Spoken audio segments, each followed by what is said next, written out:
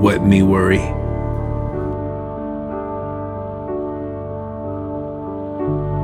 They walk upright. They hunt the wolf into extinction.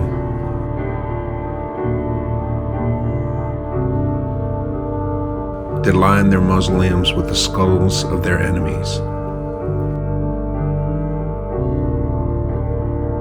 They offer up their children to an unseen god. They rope off a section of the club to keep the riffraff out. They gather in large groups to feel safe or powerful. I'm not sure which, because I'm not one of them. All of the things that make them comfortable freak me out. I'm just glad there are laws to keep them from hurting me. They buy their cigarettes pre-rolled.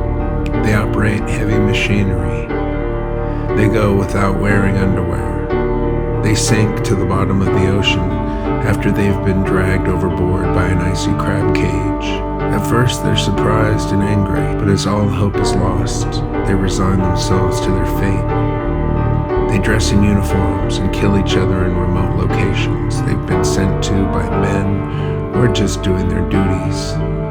They fight for their flag and country, their school, and God Almighty.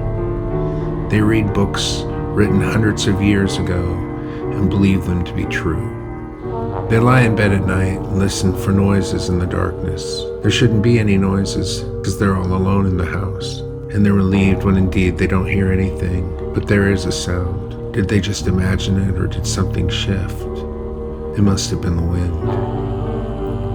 The wind blowing something over outside. They lie down on the road and stop the tanks from proceeding any further, and then are never heard from again.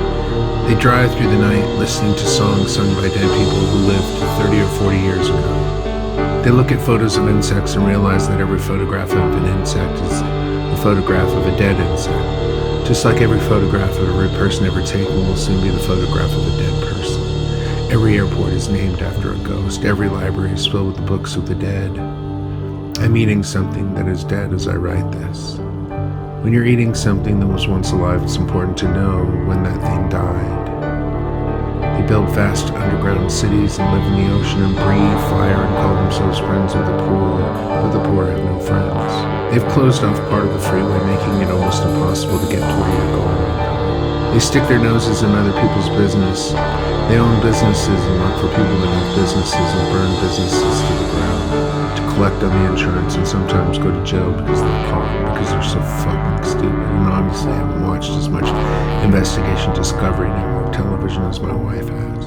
They lock and load, they bundle up, they make nice, they hurt the ones they love, they keep indoors, they live outside the norm, they spy with their eyes sometimes, they pile on, they smear the queer, they measure twice and cut once, they hang themselves in their apartment from the bedroom door using a belt because the medication stopped working. And what's the point? I mean, it's not going to get any better, and no one cares, and it's all going to end soon anyway. They run out of ideas, they run for office, they run the show, they run down to the store, they run off with the baker's boy, they climb out of the hole they've been stranded in for over 3 months, defying all the odds, and they can't even speak a word of English.